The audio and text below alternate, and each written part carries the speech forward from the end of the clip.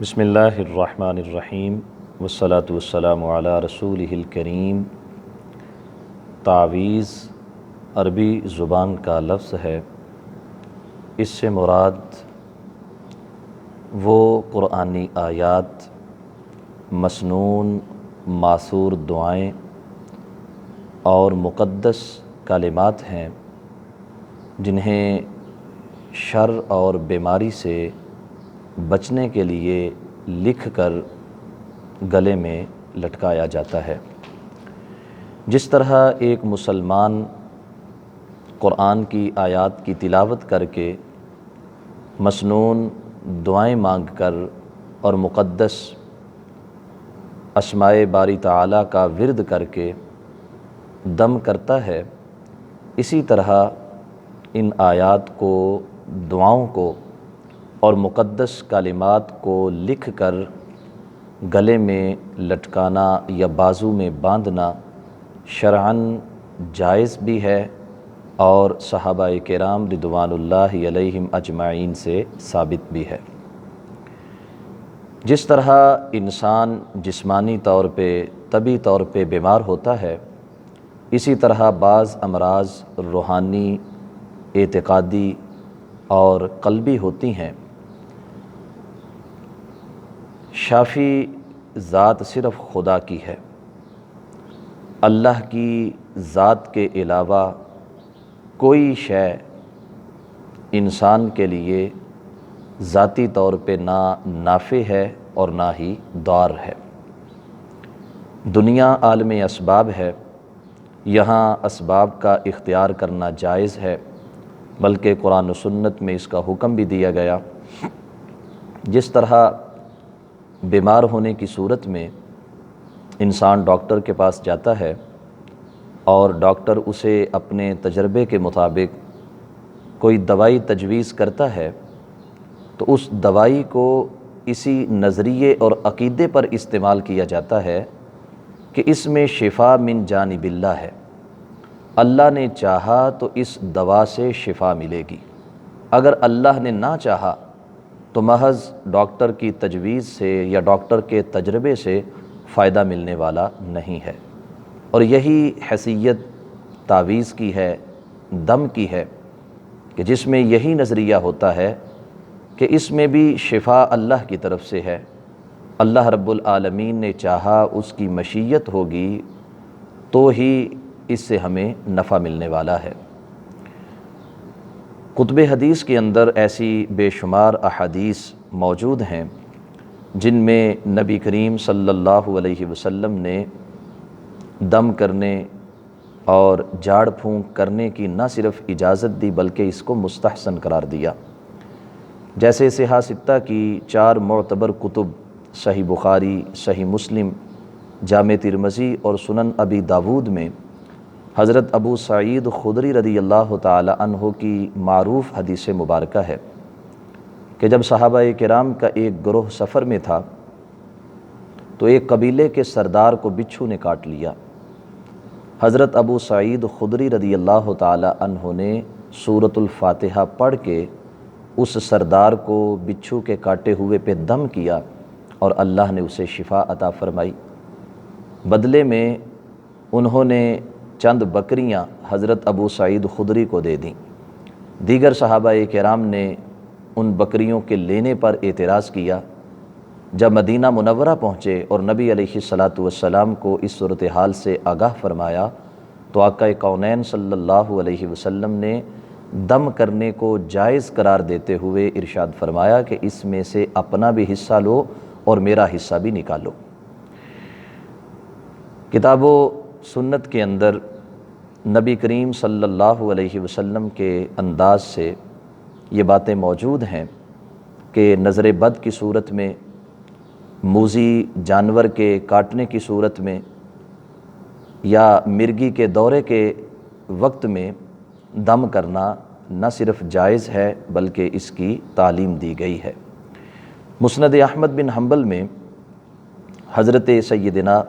عبداللہ بن عمر بن عاص رضی اللہ تعالی عنہما سے روایت ہے، آپ فرماتے ہیں کہ میرے آقا صلی اللہ علیہ وسلم نے مجھے ایک دعا تعلیم فرمائی، اعوذ بکلمات اللہ التامۃ من غضبہ وعقابہ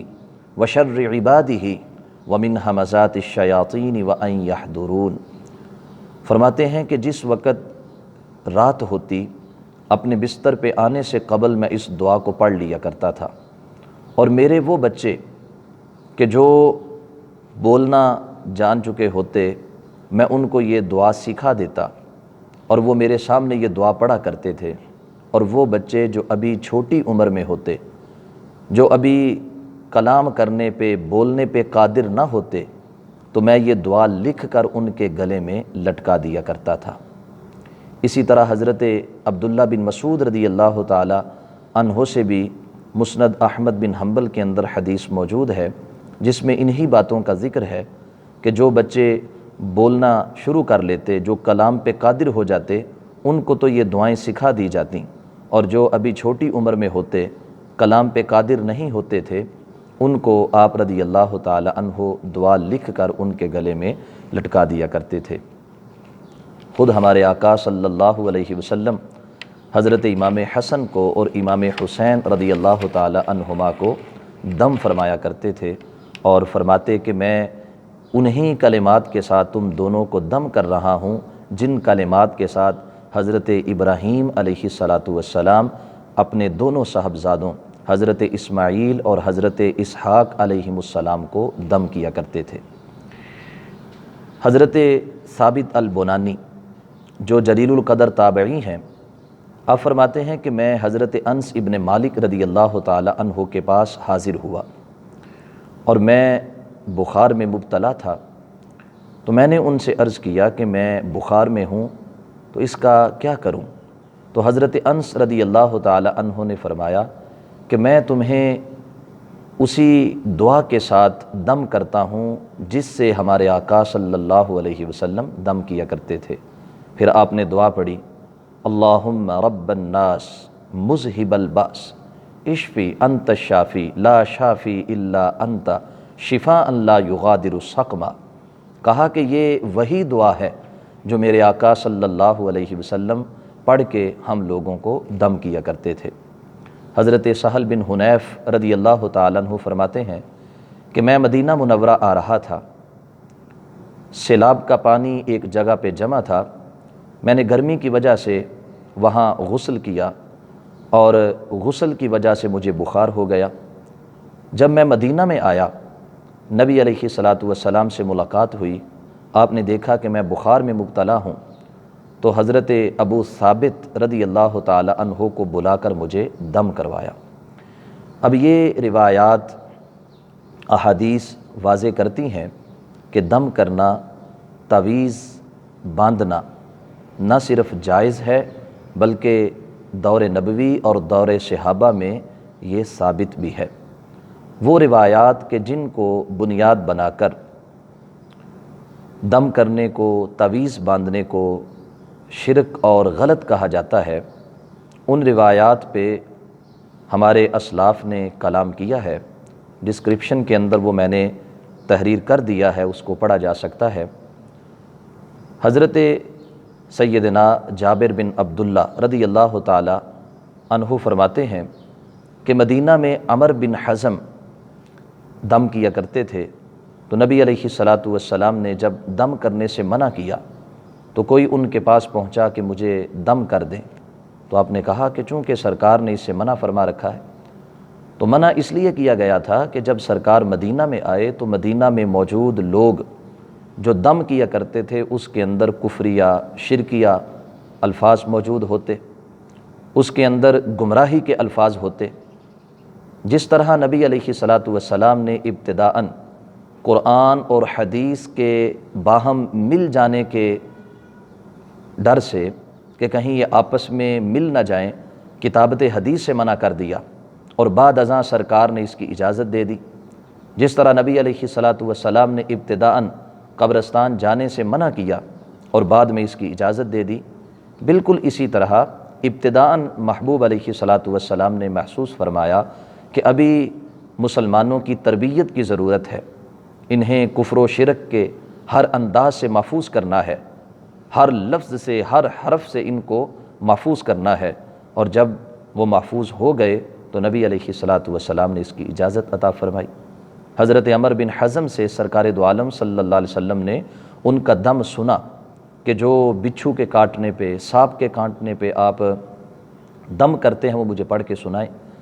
جناب عمر بن حزم نے جب سرکار کو وہ دم پڑھ کے سنایا تو آپ صلی اللہ علیہ وسلم نے فرمایا کہ اس میں کوئی چیز بھی غلط نہیں ہے۔ حضرت امام نووی رحمۃ اللہ علیہ مسلم کی شرح میں یہ تحریر کرتے ہیں کہ جن احادیث میں دم کرنے اور تعویذ باندھنے کی ممانعت ہے اس میں بنیادی طور پہ دو چیزیں ہیں۔ پہلی چیز یہ ہے کہ وہ دم اور تعویذ کفر اور شرک اور گمراہی کے الفاظ پر مشتمل نہ ہو۔ اگر وہ قرآن کی آیات، مسنون دعاؤں پر اور مقدس کلمات پر مبنی ہے تو اس کے جائز ہونے میں کوئی شک نہیں ہو سکتا۔ دوسرے نمبر پہ اس دم کو یا اس تعویذ کو مؤثر بالذات نہ سمجھا جائے کہ میں نے اب یہ عمل کر لیا ہے اور اس دم کی وجہ سے یقینی طور پہ مجھے شفا ملے گی، بلکہ یہ عقیدہ رکھا جائے کہ مجھے شفا میرے خدا کی طرف سے آنی ہے۔ مؤثر بالذات صرف اور صرف اللہ تعالی جل جلالہ کی ذات ہے۔ جیسے آج بھی بعض لوگ ستاروں کی گردش پہ یقین رکھتے ہیں، سمجھتے ہیں کہ ستاروں کی گردش ہمارے لیے نافع اور دار ہے، یا ہاتھوں پہ انگوٹھیاں پہنتے ہیں ان میں نگینے جڑے ہوتے ہیں اور سمجھتے ہیں کہ یہ نگینے، یہ پتھر ہمارے لیے فی نفس ہی یا بالذات نافع اور دار ہیں۔ تو اس طرح یہ عقیدہ شرک کی طرف جائے گا اگر یہ سمجھا جائے، یہ عقیدہ اور نظریہ رکھا جائے کہ مؤثر بالذات اللہ رب العالمین ہے اور اللہ کی عطا سے یہ کلام میرے لیے مؤثر ہوگا، اللہ کی عطا سے یہ دعا میرے لیے نافع ہوگی، اللہ کی چاہت سے یہ مقدس کلمات میرے لیے نفع کا باعث ہوں گے، تو یہ نہ صرف جائز اور مستحسن ہے بلکہ نبی علیہ الصلاۃ والسلام کی سنت مبارکہ ہے اور آپ کے صحابہ کرام رضوان اللہ علیہم اجمعین کا طریقہ بھی ہے۔ آخری بات یہ عرض کروں گا کہ صحابہ کرام رضوان اللہ علیہم اجمعین وہ مقدس گروہ ہے کہ جس نے صرف نبی علیہ الصلاۃ والسلام کی حدیث کے الفاظ کی ہی حفاظت نہیں کی بلکہ اس حدیث کے معنی اور مفہوم کو بھی محفوظ کیا، اس حدیث کی مراد کو بھی محفوظ کیا، اور نبی علیہ الصلاۃ والسلام کی سیرت اور آپ کی احادیث سے جو عقائد اور نظریات ماخوذ ہوتے ہیں صحابہ کرام رضوان اللہ علیہم اجمعین نے ان کو بھی محفوظ کیا ہے۔ اگر دم کرنا یا تعویذ باندھنا شرک اور کفر ہوتا تو حضرت عبداللہ بن عمر اور حضرت عبداللہ بن مسعود اور دیگر صحابہ کرام کبھی بھی یہ عمل اختیار نہ کرتے۔ انہوں نے جو اختیار کیا وہ ہمیں اس بات کی طرف مبذول کر رہا ہے کہ ہم غور کریں کہ وہی دم اور تعویذ غلط ہیں اور انہی کا استعمال ناجائز ہے جو شرکیہ الفاظ پہ، کفریہ الفاظ پہ، گمراہی کے الفاظ پر مشتمل ہوں، جو مقدس آیات، مسنون دعاؤں اور مقدس کلمات کے اوپر مشتمل ہوں، ان کے استعمال میں کسی قسم کا کوئی حرج نہیں ہے۔ اللہ احکم الحاکمین جل جلالہ ہمیں قرآن و سنت کے مطابق زندگی بسر کرنے کی توفیق عطا فرمائے۔ وما علینا الا البلاغ المبین۔